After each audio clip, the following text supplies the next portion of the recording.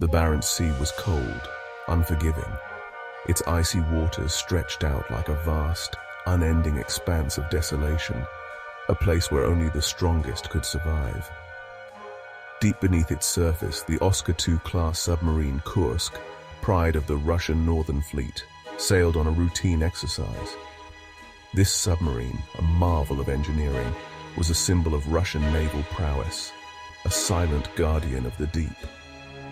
August 12, 2000, dawned with mundane tasks and quiet anticipation of the upcoming training maneuvers.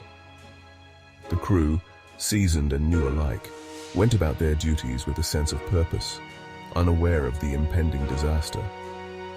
At 11:28 local time, that normalcy shattered. A sudden, violent vibration coursed through the vessel, catching everyone off guard. A tremor, barely perceptible at first, ran through the massive vessel. Then a deafening roar. The sound was unlike anything the crew had ever heard, a monstrous bellow that seemed to come from the very bowels of the earth. The forward torpedo room, filled with volatile weaponry, ripped apart in a catastrophic explosion. The force of the blast was unimaginable, tearing through steel and flesh alike. The shockwave tore through the submarine with hurricane force. It was as if a giant hand had reached down and shaken the vessel with all its might. Men were tossed like ragdolls. The sheer force of the explosion sent them flying, crashing into walls and each other. Steel buckled, lights died. The once formidable submarine was now a dark, twisted tomb. The living envied the dead, spared from the immediate carnage. The survivors were left to face the horror of their situation, trapped in a metal coffin beneath the sea. In the chaos, amidst the screams of the injured and dying, the survivors struggled to understand. What had just happened? Were they under attack? The questions were endless, the answers elusive. The questions swirled with the dust and the smoke, thick with the metallic tang of blood and the bitter scent of fear. The air was heavy with despair, each breath a struggle.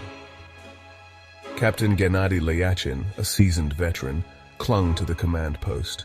Reports were fragmented, garbled. The chaos made it nearly impossible to piece together what had happened. The front compartments, including the torpedo room, were gone, obliterated.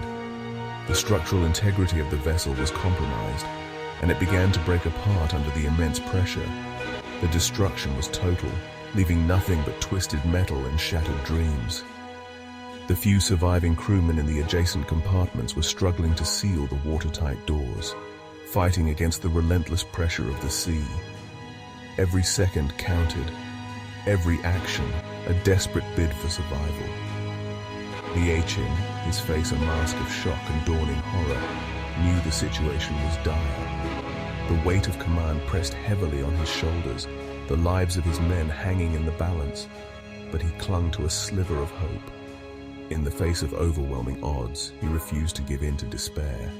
He activated the emergency buoy, a beacon to the world above. It was a call for help, a desperate plea for rescue. The pride of the fleet lay in ruins, a stark reminder of the fragility of human endeavors. Help, he prayed, would come. The fate of the Kursk and its crew now rested in the hands of those who would answer that call. On the surface, the disappearance of the Kursk sent shockwaves through the Russian Navy and beyond. Frantic search efforts were launched, but they were hampered by disorganization, outdated equipment, and a reluctance to accept help from foreign nations. The world watched, hearts heavy with a mixture of pity and frustration, as the Russian government, initially dismissive of the incident, struggled to mount an effective rescue operation. Days turned into an agonizing week, each passing hour dimming the chances of finding survivors. Conflicting reports emerged from the Russian authorities, fueling public anger and frustration. The families of the crew, their faces etched with worry and anger, demanded answers. Where was the Kursk? Why was the rescue taking so long? Their pleas, however, were met with evasions and half-truths. Finally, after days of agonizing uncertainty, the truth could no longer be hidden.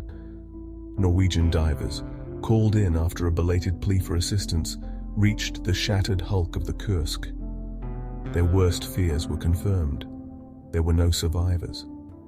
The rescue mission had become a recovery operation, a grim task of retrieving the bodies of 118 lost souls.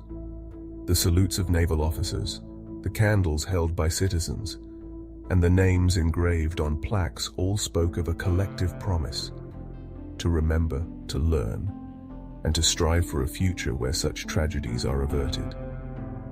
Please like and subscribe if you enjoyed this harrowing tale of the lost voyager, the Kursk.